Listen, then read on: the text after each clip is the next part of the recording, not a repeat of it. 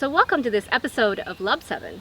Yeah, and this week we're going to be doing something a little bit different, and we thought maybe an explanation up front would make sense. We received a letter from YouTube. And you can see that up here, and in this letter, they were asking all creators to film their day on July 25th. We thought that would be fun to try. And so we did it. And as part of that, what YouTube's going to do is they're going to take all this footage, and I have no idea how they're going to even remotely do this. And some famous director. Ridley Scott and Kevin McDonald, who's an Academy Award winner. They're going to put all this footage together into a 2-hour movie that'll then be released a day in the life around the world, July 25th. We might get it in there, but we probably won't. Don't think we will. But it was a fun way to... It was a fun, creative way to do something. Right. So we decided we'd try it out. And as part of this video, we were asked by YouTube to answer 4 questions. So the questions was, what would you change? Yep. And the second question was, what's in your pocket? Right. And then we finished with, what are the things you love and what are the things you fear? So we're going to have that sort of running through our video, and we'll be answering those questions as we go along. So we hope you enjoy what a day in the life of Luv Subbin is, which was recorded July 25th, 2020. Should be interesting.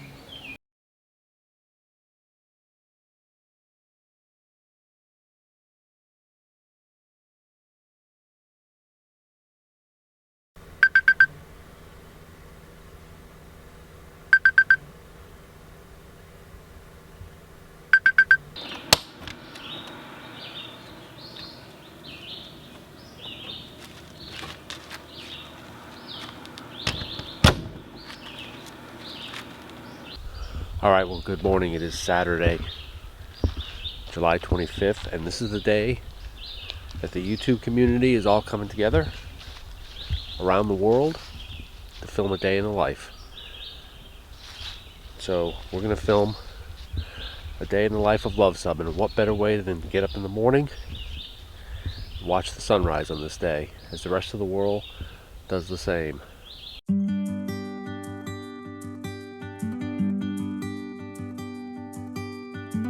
Don't wanna sleep tonight at all. Just wanna watch them stars fall. With you, don't wanna try to make up dreams just to be seen. I wanna lay here beside you, oh quiet. We're back from our paddleboarding, and it is time for morning colors. We raise the flag every single morning. We'll start with the American flag, which in our version is the Bennington flag.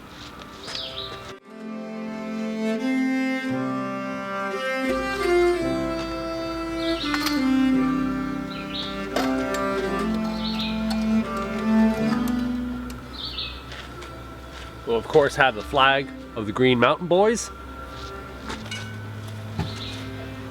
And finally the flag of our Airstream Club.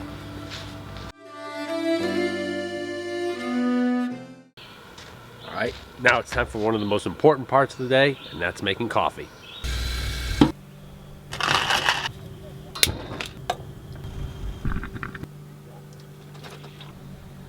Alright, we've got coffee service with our narrowboat mug. Bought in England. And there you go, see. Coffee. Coffee service. Yellow. Excellent. Alright, see, breakfast operations have commenced. Yes. Mini English muffins. We're going to toast them. Very nice. So what else is on the menu today? Eggs and ham.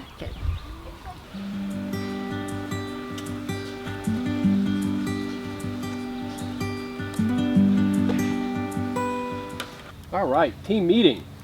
So what have we got going on today? Lunch. Yep, we're going to hit lunch. I think we got a poutine place in Island Pond we're going to hit. I think we got a latch we need to fix, right? Yep. We're going to have to fix that. We're always fixing things. Maybe some Dutch oven cooking tonight. Yep. And getting ready for tomorrow. So, sounds like it's a successful team meeting. So there's an old phrase amongst Airstreamers and boaters that owning a boat or an Airstream is basically fixing things in beautiful places. And you can see the scenery that we've got here out on Island Pond, Vermont, and trip down, this door latch broke. So let's try and get this thing. So we do have a spare in case it is actually broken, right? Because we keep spares of things. Of course. And nothing's ever as easy as you think it will be. You know, as part of this day in the life YouTube collaboration, one of the questions that we're supposed to answer is what would we change? And I think they're looking for a really deep answer on the socio-political, economic status of the world's economy. And you know what I would change? I would change these stupid hinges. Why does it have to be this difficult? It's a hinge.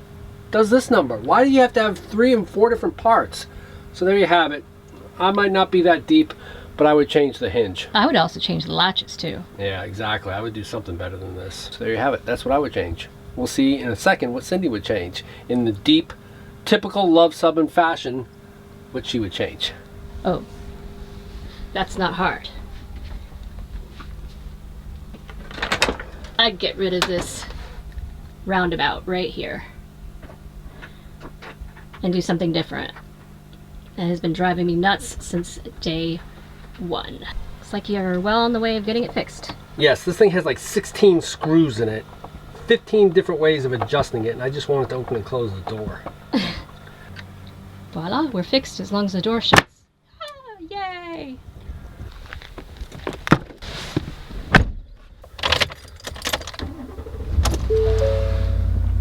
Okay, so we finished our chores for the day, and so now it is time, in typical Rich and Cindy fashion, for our day to have some fun. Yes, we're headed into Island Pond. And if you guys know us, you know our love of food. We'll find a good place. I think we found a good place. Hopefully they're open. This COVID thing has changed everybody's habits and ours. Right, and so we think we know that they're open. But stick with us for part 2 of our day after we've done our chores. Let's go have some fun. This is what we love when we travel places. No matter where you go, you'll find something interesting. Check this out. The first international railway in North America was here in Little Island Pond. Who would have thought that? The reason was to come a rail line from Montreal to the ice-free harbor of Portland, Maine. So first ever. And apparently there used to be a whole lot of railroad tracks here, and now there's very few left. But you can definitely see the lingering railroad nostalgia here.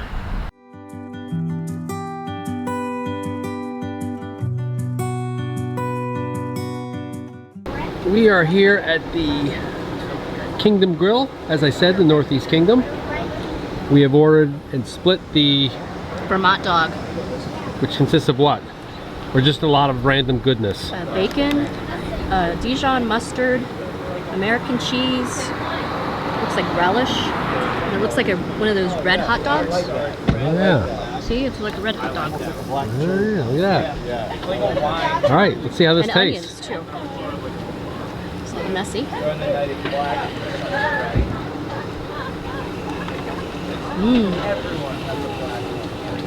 That's a good combo.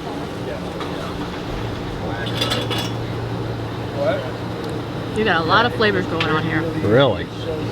I like the mustard, the Dijon mustard contrast with the relish. And the onions give it a nice crunch. Good. We had some real good fries. We're gonna try one of these. We also had fried green beans. These are very spectacular. They are fried without being greasy. The batter almost reminds me of tempura batter because it's so light. Wow. And it comes with a dill ranch sauce. So what do you think overall? Excellent. And what do we pair these with? So this is cider unified crust. And an IPA from Fiddlehead. And that's what we love, finding these local places that you wouldn't normally perhaps stop at, Kingdom Grill, and you find something just really, it's not just a hot dog. You're sitting outside, it's all right. Okay, we're gonna go ahead and pay this bill, and then we're gonna go ahead and see what is in our pocket and answer one of the questions. Okay, so one of the questions we were asked in this collaboration is, what's in your pocket? So I don't put things in my pocket, but I do carry a pocketbook.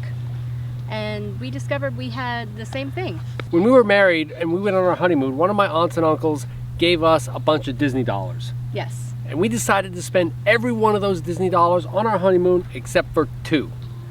And we each kept one, and we've kept these things in our wallet. I think yours is in better condition than mine. How can that be? Yours is in a pocketbook.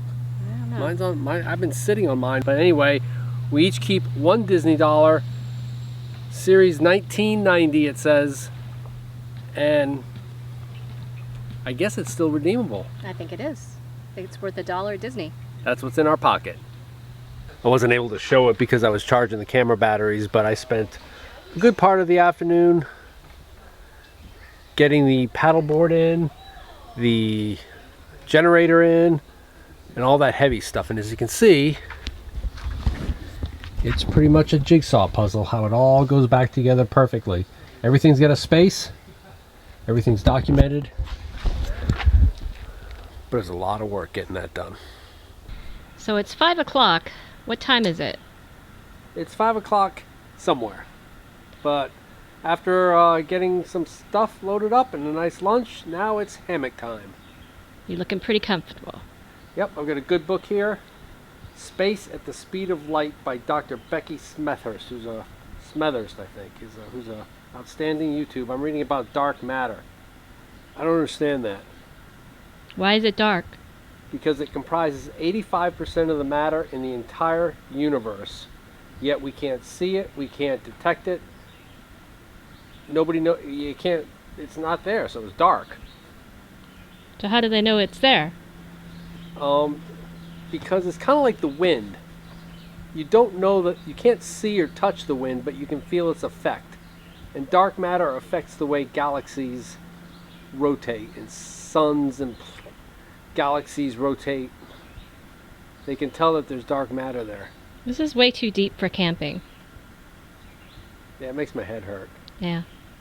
Okay, the next question we were asked is, what do we love? Right, and there are a lot of things that you Yeah, love. that's like the easiest question in the world. I mean, Right, you can love anything and everything, and I love the loons this morning, and... Right. There's friends, family, beer. There's all kinds of things you can love. Right. But for us to answer that question... We love living in an aluminum. Right. And this is behind us. And it's not what you think. It's not that materialistic, you know, nice camper kind of thing. This is so much more than just aluminum and steel. This is a home. This is memories. We've made this our home, and we've tailored it to our own likes and desires. Right. And we look forward to what we're going to do in it. Right. We remember what we've done in the past. Exactly. To the point that Airstream could give us a brand new 30-foot classic. And we we would wouldn't say, want it. no, we turn it down. This is what we love. These are our experiences. These are our memories. Exactly. And we're so thankful that we're able to do it now. Right. While we still can. The one thing we always hear about people who engage in RV or sailboat travel is they wish they had done it earlier. Right, they wish they had done it sooner. And we're doing it now. And so we're doing what we love. That's it. That's our answer. it. Okay, we've answered the third of our 4 questions. So now we're going to shift our focus to dinner. We've got this fine piece of cast iron Dutch oven. We've got our Dutch oven cheat sheet to show us exactly how many coals. It's going to be 23 to get to 375 degrees.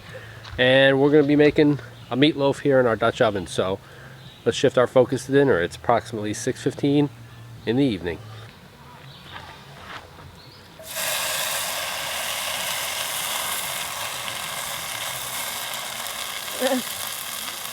This is the advanced technique known as in the Dutch oven forming. Don't try this at home. No. Let me put the... It's more of a square, but it's alright.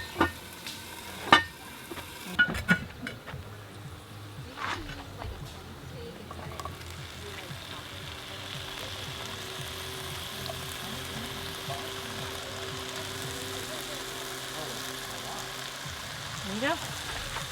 We're done. Let's go ahead and see what she looks like. This is always the exciting part. That doesn't look half bad. I'd say that was 90% not bad.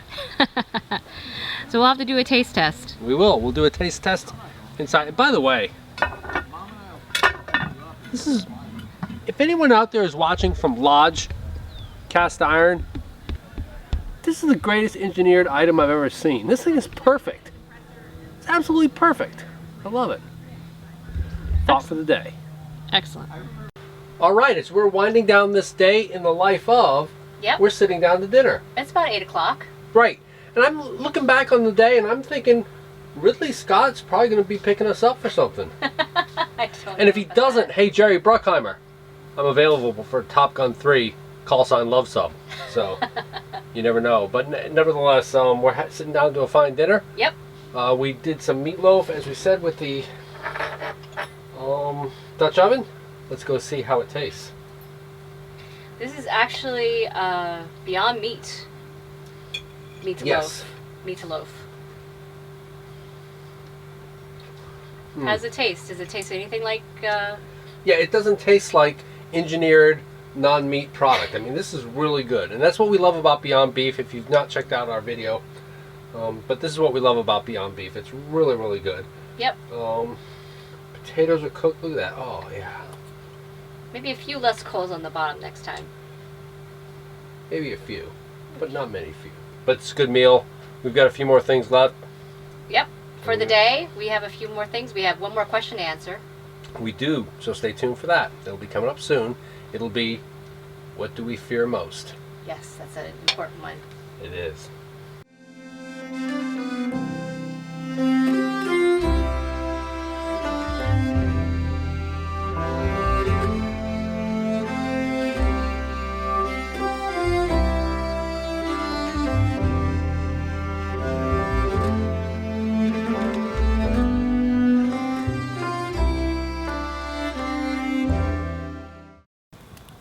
All right, we're almost to the end of our day here, right? July 25th, 2020, the day of YouTube collaboration. YouTubers around the world recorded today, and we're about the end. Right, and this was our day in Island Pond, Vermont. Absolutely, and we had a good day, but we have one final thing we need to clarify. We have our last question. And that is, what do you fear? We bounced that one back and forth. Right. I mean, it's sort of like, what do you love? I mean, you Right. can have thousands of fears.